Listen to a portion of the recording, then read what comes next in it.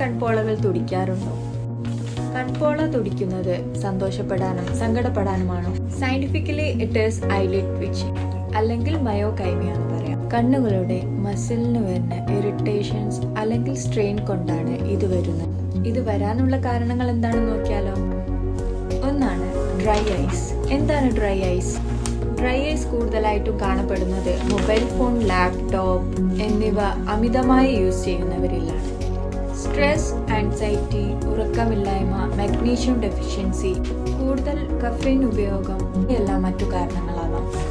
I ട്വിച്ചിങ്ങിന്റെ treatment എന്താണെന്ന് നോക്കിയാലോ. You must sleep 7 to 9 hours daily. Then lubricate your eye. Eye test ചെയ്യുക. കണ്ണിന് ഇൻഫെക്ഷൻ ഉണ്ടോ നോക്കുക. അപ്പോൾ അടുത്ത വീഡിയോസ് ആയിട്ട് ഇനിയും കാണാം.